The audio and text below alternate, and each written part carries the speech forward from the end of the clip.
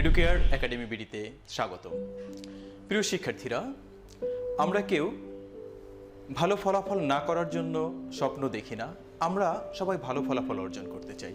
আমরা কেউ খারাপ ফলাফল অর্জনের পরিকল্পনাও করি না, কিন্তু তারপরও আমরা সবাই ভালো ফলাফল অর্জন করতে পারি না। সে কেন প্রশ্নের অনেক উত্তর হতে পারে, তবে আমি বলবো ভালো ফলাফল করার জন্য কিছু কৌশল দরকার, সেই কৌশলগুলো আমরা জানি না। এই ভালো ফলাফলগুলোর কৌশলগুলোর মধ্যে কি হতে পারে? আসলে ভালো কিছু করার জন্য, এই পরীক্ষায় ভালো করার জন্য তোমাকে যে তোমার সাধারণ বইয়ের বাইরে অনেক বই পড়তে হবে, বিষয়টা এরকম না।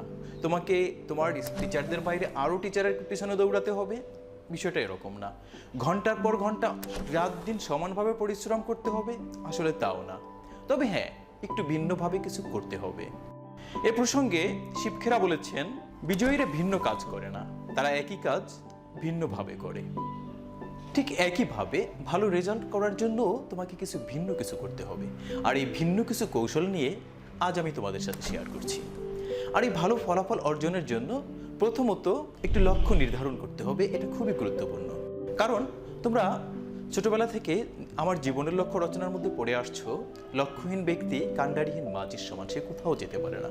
আর এই কারণেই তোমাকে সঠিক সময়ে একটি সঠিক সিদ্ধান্ত নিতে হবে, সঠিক লক্ষ্য নিতে হবে। তুমি যদি তোমার সঠিক সিদ্ধান্ত অথবা সঠিক লক্ষ্যটা একবার নির্ধারণ করতে পারো, তাহলে অবশ্যই এটা তোমাকে ভালো ফলাফল অর্জনের জন্য অনেক সহায়তা করবে। আর এটা সঠিক সময় কেন নিতে হবে, এর ছোট্ট একটি উদাহরণ দিলেই তুমি বুঝতে পারবা। একবার বিজ্ঞান বিভাগের একটি শিক্ষার্থী একটি ব্যাঙ নিয়ে আসলো। তারপর সেই ব্যাঙটার বুদ্ধিমত্তা যাচাই করতে চাইল। বুদ্ধিমত্তা যাচাই করার জন্য সে ব্যাঙটিকে একটি পাতিলে রাখলো, তারপর চুলা ধরিয়ে দিল, তারপর আগুন জ্বলতে রইল, পাতিলের তাপমাত্রা বাড়তে লাগলো। ব্যাঙ তার বুদ্ধি দিয়ে চিন্তা করলো, আমিও আমার শরীরের তাপমাত্রা বাড়িয়ে দিব, তাহলে হয়তো এবারের যাত্রায় পার পেয়ে যাব। পানির তাপমাত্রা বাড়তে রইল, ব্যাঙের শরীরের তাপমাত্রাও বাড়াতে লাগলো। এক পর্যায়ে ব্যাঙের তাপমাত্রা সে আর তাপমাত্রা বাড়াতে পারছে না। এবার সে সিদ্ধান্ত নিল সে লাফ দিয়ে চলে যাবে, বেঁচে যাবে। কিন্তু যখন সে লাফ দেওয়ার সিদ্ধান্ত নিল, তখন তার আর বাঁচার মতো শক্তি রইল না। তারপর এই শিক্ষার্থী চিন্তা করলো ব্যাঙের বুদ্ধি কম, তাই সে মারা গেছে। পরদিন সে তার শিক্ষককে বলল, তখন তার শিক্ষক বলল, না, তার বুদ্ধি কম, এই জন্য সে মারা যায়নি, সে দেরিতে সিদ্ধান্ত নিয়েছে, সে লাভ দিবে। এই সিদ্ধান্তটা যদি সঠিক সময় নিত তাহলে সে বেঁচে যেত, কিন্তু যখন তার শক্তি নাই তখন সিদ্ধান্ত নিয়েছে, তাই সে বাঁচতে পারেনি। দ্বিতীয়ত যেটা তোমাকে করতে হবে, টু মেক আ প্ল্যান, একটি পরিকল্পনা করতে হবে। কারণ পরিকল্পনাহীনভাবে হ্যাঁ আগানো যায়, তবে সেটা খুবই কঠিন এবং খুবই ব্যতিক্রম। আর পরিকল্পনাটা না নিলে কি হতে পারে দেখো, আমি ছোট্ট একটি উদাহরণ তোমাদেরকে দিচ্ছি। দুই কাঠুরে আগামীকালকে তারা কাঠ কাটবে। একজন বলল, ঠিক আছে, আমি যথাসময় গিয়ে কাটা শুরু করব। আরেকজন সে আগে থেকে প্ল্যান করলো যে আমি প্রথমে যাওয়ার পর আমি আমার কুঠারটিতে শান দিব, তারপর কাটা শুরু করব এবং নির্দিষ্ট সময়ের মধ্যে আমি অনেক কাঠ করতে পারবো। যেই কথা তাই হলো। আর তার আগের দিন যথারীতি শ্রমিকরা তাদের কাঠ কাটা শেষ করে কুঠারগুলোতে শার্প না করেই ওভাবে রেখে গিয়েছিল। তো পরদিন এসে দুজন কি করলো, যার পরিকল্পনা ছিল না সে এসেই কাটা শুরু করলো। এক পর্যায়ে সে আর কাটতে পারছে না, এবার কুঠারে শান দিতে গিয়ে তার অনেক সময় নষ্ট হলো। আরেকজন কি করলো, সে এসেই তার কুঠারটাতে শান দিয়ে নিল, তারপর সে এসে তার এই ধারালো কুঠারটা দিয়ে কাটা শুরু করলো। তো বেলা শেষে কি হলো, এই দুজনই কাঠুরেই একজন 50 মণ কাঠ কাটলো, আরেকজন মাত্র 26 মণ কাটলো। কারণ একজনের সুনির্দিষ্ট পরিকল্পনা ছিল, আরেকজনের নেই। এছাড়া আমরা আরো একটি উদাহরণ দিতে পারি। দুই বন্ধু পরিকল্পনা করলো এখান থেকে তারা কিশোরগঞ্জ যাবে, কিন্তু একজনও জানতো না কিশোরগঞ্জ কোথায়। একজন কি করলো, সে পরিকল্পনা করলো এবং পরিকল্পনা যে প্ল্যান করলো, সে বিভিন্নভাবে সূত্রে জেনে নিল কিশোরগঞ্জ কোথায় যেতে হবে, কিভাবে যেতে হবে, তারপর পরিকল্পনা করলো কিভাবে সে যাত্রা শুরু করবে, কোথায় নাস্তা খাবে, কোথায় কখন গিয়ে পৌঁছবে। আরেকজনের কোনো পরিকল্পনা শুরু ছিল না, সে সকালবেলা উঠে গাড়ি নিয়ে বের হলো, তারপর পথিমধ্যে একজনকে জিজ্ঞেস করলো, তারপর জিজ্ঞেস করে করে গেল। তো মজার বিষয় হচ্ছে যে পরিকল্পনা মাফিক এগিয়েছে, সে 1 ঘন্টা আগে পৌঁছলো, আর যার কোনো পরিকল্পনা ছিল না সে পরে পৌঁছলো। সুতরাং তোমার ভালো রেজাল্টের জন্য একটি ভালো পরিকল্পনা খুবই গুরুত্বপূর্ণ।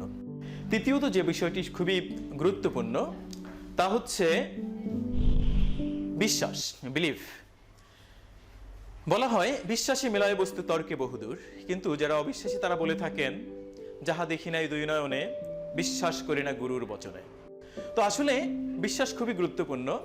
আজ থেকে অনেক বছর আগে পুরো পৃথিবীর সব মানুষ জানতো ভারী বস্তু কখনো উঠতে পারে না, কিন্তু রাইট ব্রাদার্স বিশ্বাস করলো বস্তুর মধ্যে যদি শক্তি থাকে এবং গতি থাকে তাহলে তা অবশ্যই উঠতে পারবে।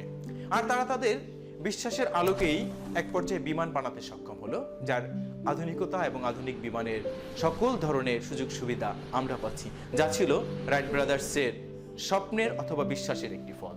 কিভাবে যত সফল মানুষগুলো দেখি সবারই বিশ্বাস ছিল নিজের উপর, পাশাপাশি তোমার বিশ্বাস থাকতে হবে তোমার শিক্ষকদের উপর, বিশ্বাস থাকতে হবে তোমার পরিকল্পনার উপর, বিশ্বাস থাকতে হবে তোমার নির্দিষ্ট লক্ষ্যের উপর, তাহলেই তুমি তোমার কাঙ্ক্ষিত লক্ষ্যে পৌঁছতে হবে। চতুর্থ যে বিষয়টি দরকার তা হচ্ছে ডিজায়ার, তীব্র আকাঙ্ক্ষা।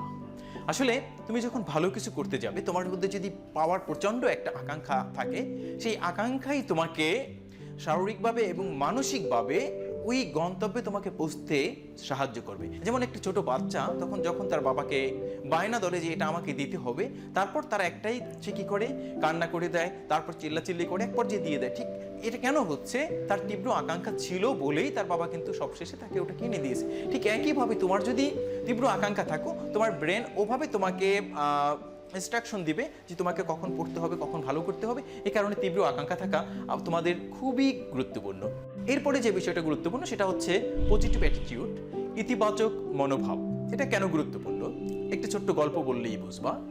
একবার আমাদের বাংলাদেশি প্রচণ্ড শীতে দুই বন্ধু সকালে ঘুম থেকে উঠলো।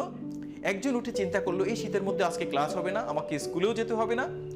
আরেকজন চিন্তা করলো শীতের আবহাওয়াটা খুব সুন্দর, আজকে আমি সব ভারী পোশাকগুলো পরতে পারবো, তারপর স্কুলে যাব, বড্ড মজা হবে।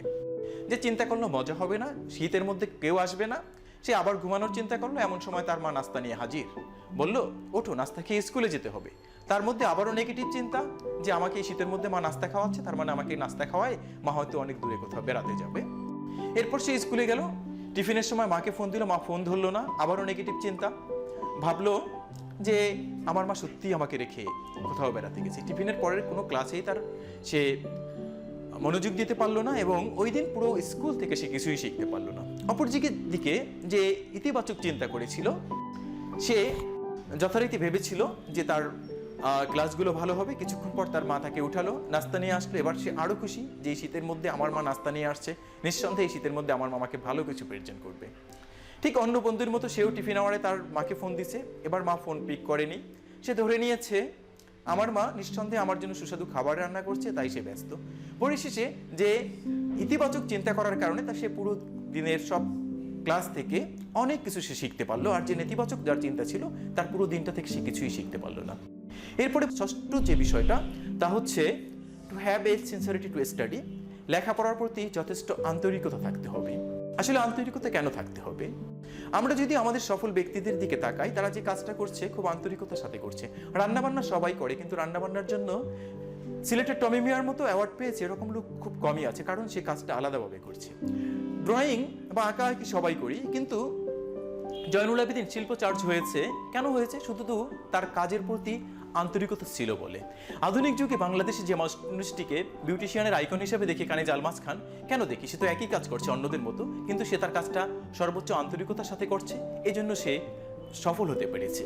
ঠিক তুমিও যখন পড়বে তোমাকে যে বিষয়গুলোতে আন্তরিকতার সাথে করতে হবে, পড়াশোনা করতে হবে আন্তরিকতার সাথে, টিচারদের কথা শুনতে হবে আন্তরিকতার সাথে। এছাড়া তুমি যখন লিখবে, লেখাও হতে হবে আন্তরিকতার সাথে। আর এই লেখার মধ্যে তুমি তোমার আন্তরিকতার সাথে যখনই লিখবে তখন সৃজনশীল কিছু বেরিয়ে আসবে, আর সেটা দ্বারা তুমি আরো ভালো করতে পারবে।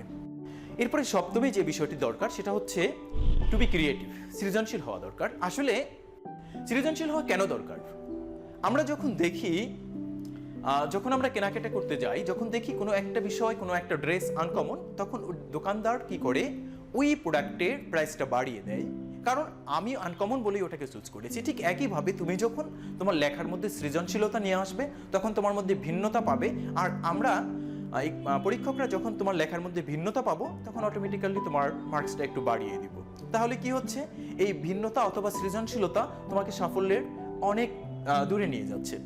তারপরে যে বিষয়টা গুরুত্বপূর্ণ সেটা হচ্ছে মাইন্ড ম্যানেজমেন্ট, মনের ব্যবস্থাপনা অথবা মনকে নিয়ন্ত্রণ। এটা কেন দরকার? দেখো, আমরা যখন অনেক ভালো কিছু পাই তখন এক্সাইটেড হয়ে যাই, আবার অনেক যখন তাড়াহুড়ার মধ্যে থাকি, অস্থিরতার মধ্যে থাকি, তখনও আমরা এক্সাইটেড হয়ে যাই, সঠিকভাবে নিজেকে গুছাতে পারি না। আবার দেখা যায় আমাদের শিক্ষার্থীরা, একবার তোমরা চিন্তা করো, একবার স্বপ্ন দেখো যে তুমি ডাক্তার হবা, আবার ডিসিশন চেঞ্জ করো, অর্থাৎ তুমি তোমার মনটাকে নিয়ন্ত্রণ করতে পারো না। ছোট্ট একটা গল্প বললে তোমরা বুঝতে পারবা। একবার ঝড়ের মধ্যে একটা পাখি একটা রুমের মধ্যে চলে আসলো। তো আসার পর পাখিটা পুরো রুমটা বারবার ঘুরছে, সে বের হতে পারছে না। তো একজন শিক্ষার্থী চাইলো যে পাখিটাকে ধরে বের করে দিবে। তখন তার গুরু বলল, তুমি ওকে ধরো না, ওকে স্থির থাকতে দাও। তারপর পাখিটা উড়ে উড়ে একবার জানালার কাছে এসে বসলো। তারপর সে একটু স্থির হলো, কিছুক্ষণ পর উড়ে গেল। টিচার জিজ্ঞেস করলো, বলো এটা দ্বারা তোমরা কি শিখলে? ছাত্ররা কিছুই বলতে পারলো না। তখন বলল, যখন আমরা খুব হতাশার মধ্যে থাকি অথবা খুব এক্সাইটেড থাকি, তখন আমরা আমাদের মনকে নিয়ন্ত্রণ করতে পারি না। যেমন তোমরা দেখবা, যখন গ্রামে কোনো বাড়িতে আগুন লেগে যায়, সে তার কাছে পানি থাকা সত্ত্বেও সে পানি দিতে পারে না, সে শুধু উৎকার করে, আহাজারি করে। কেন করে? কারণ এই মুহূর্তে মন নিয়ন্ত্রণ করা যায় না। ঠিক একইভাবে তুমি বেশি এক্সাইটেড হবে না, কখনো বেশি হতাশ থাকবে না, তাহলে তুমি মনকে নিয়ন্ত্রণ করতে পারবে না। আর এই মনকে নিয়ন্ত্রণ করার জন্য তোমাকে অবশ্যই স্থির থাকতে হবে। আর স্থির থাকার জন্য তুমি যে কাজগুলো করতে পারো সেটা হচ্ছে মাঝে মাঝে তোমার পরিবারের সাথে কোথাও ভ্রমণে যেতে পারো, একটু প্রকৃতির সাথে যেতে পারো, এছাড়া মেডিটেশন করতে পারো। এরপরে নবম যে বিষয়টি ভালো রেজাল্ট ফলাফল অর্জনের জন্য গুরুত্বপূর্ণ, তা হচ্ছে নিয়মিত পড়াশোনা, রেগুলার স্টাডি। রেগুলার স্টাডি কেন গুরুত্বপূর্ণ? প্রিয় শিক্ষার্থীরা, তোমরা ছোটবেলা থেকে খরগোশ এবং কচ্ছপের গল্পটা পড়ে আসছো অথবা জেনে আসছো। তোমরা দেখো, ওখানে খরগোশ খুব দ্রুত দৌড়াতে পারে, তারপরও সে হেরে গিয়েছিল। এর কারণটা কোথায়? কারণটা খুবই স্বাভাবিক এবং খুবই সহজ। কারণ সে প্রচণ্ড গতিতে দৌড়েছিল, তারপর ঘুমিয়ে গিয়েছিল, অর্থাৎ তার কাজটা নিয়মিত ছিল না। অথচ কচ্ছপ খুব ধীর গতিসম্পন্ন একটা প্রাণী, কিন্তু সে যখন প্রতিযোগিতার মাঠে ছিল পুরো সময়টি তার কাজটা চলমান রেখেছিল, অর্থাৎ সে নিয়মিত কাজটা করে গিয়েছিল। আর এই কারণেই খরগোশের পরিবর্তে জয়ের মালা কচ্ছপের হয়েছিল। এই জন্য তোমার অবশ্যই নিয়মিত পড়াশোনা করতে হবে নির্দিষ্ট রুটিন অনুযায়ী। আর দশম যে বিষয়টি গুরুত্বপূর্ণ, তা হচ্ছে অ্যাডজাস্টমেন্ট, অর্থাৎ সমন্বয়। তোমাকে সমন্বয় করতে হবে। সমন্বয়টা কেন গুরুত্বপূর্ণ? দেখ, ছোট্ট একটা উদাহরণ দিলে তুমি বুঝতে পারবা।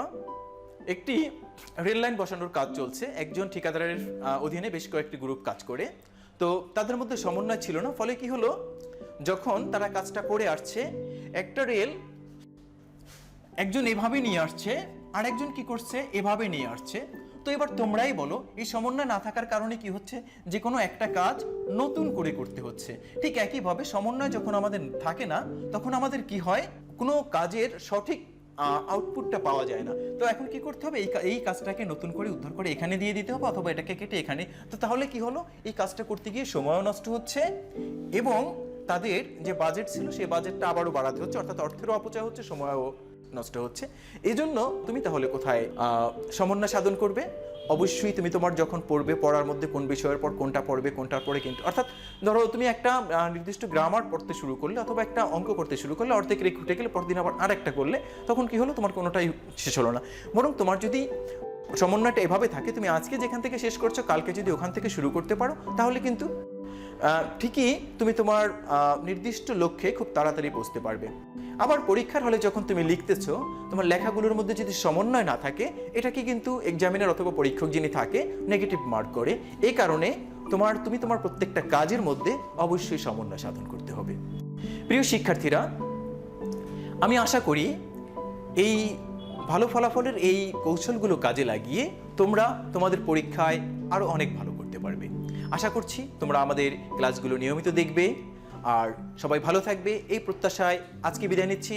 দেখা হবে আমাদের পরবর্তী ক্লাসে। ধন্যবাদ সবাইকে।